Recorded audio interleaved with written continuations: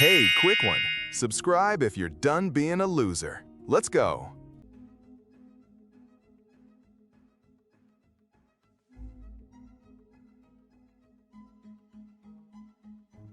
99% of the people that want to be the leader and envy the benefits of leadership don't have the mettle of what it takes to lead. That's why leadership is so difficult and so complex. Because when things are easy and times are certain and the direction is clear, it's easy to lead. In fact, you don't even need to lead. Things just kind of take care of themselves.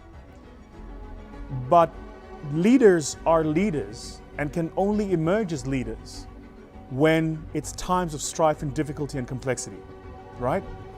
Maybe think about it this way. Why does the pilot get paid what he gets paid? My view is the pilot doesn't get paid to fly the plane. The pilot doesn't get paid to take off and to land. You know, they've got autopilot now, so the plane can do that itself. But why do you still need a pilot there? And why do pilots still talk about how many hours have you got on the job? Why is that still important?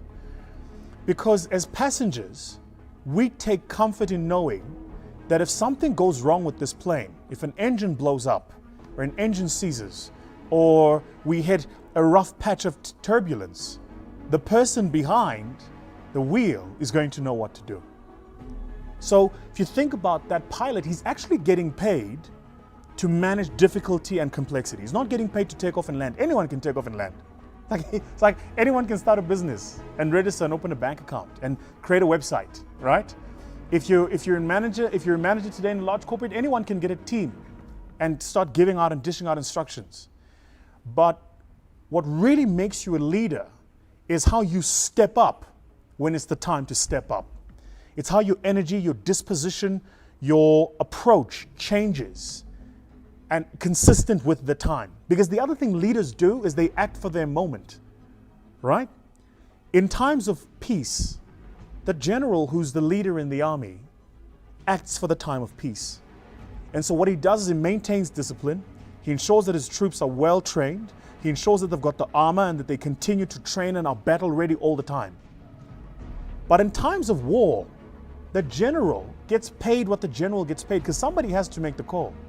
Someone has to choose tactics and strategy. Somebody has to say which target gets hit first.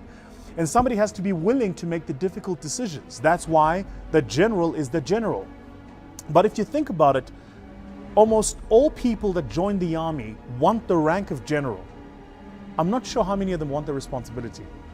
Everybody wants the rank because he's the general. He gets the respect. He walks in, he's dripping swagoo. You know, his uniform is lined with colors. He's the Makulubas.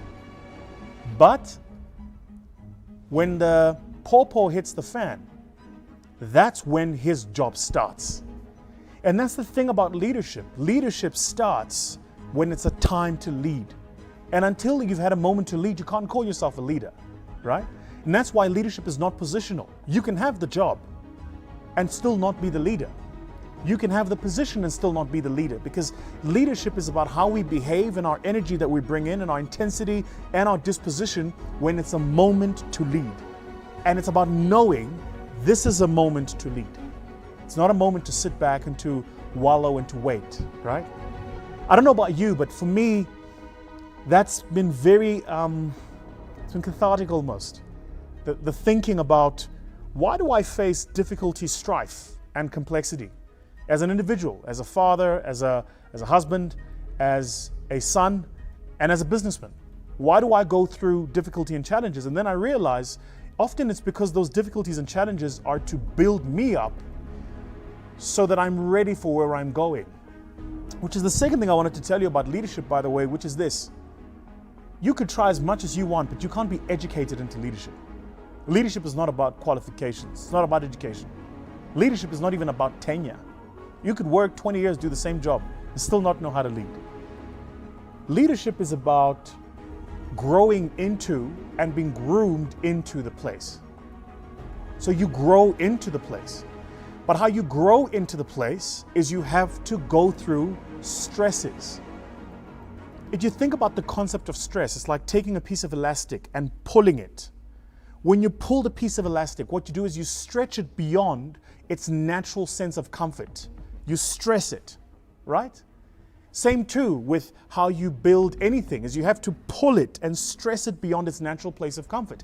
That's how it builds leaders, is you have to be stressed and pulled beyond your natural place of comfort so that you can prove that I can operate at level 1, then level 2, then level 3, then level 4, then level 5. I can operate at all these levels and lead because I've been through the challenges of operating at those levels and I've had the opportunity to lead. Make sense?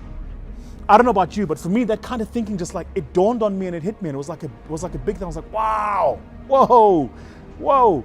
You only become a leader when it's the moment to lead. Until then, you're a manager, you're many things, but you're not a leader. You're just the guy in charge. And that's easy. You get the office, you got the key, you can come in. But you're only a leader when it's the moment to lead. When around you there is doubt, when around you there is fear, and you bring in a sense of clarity and certainty. You go, that's where we're going, that's how we're going to get there, that's when we're going to get there, and that's how we're going to do it. That's what leadership is.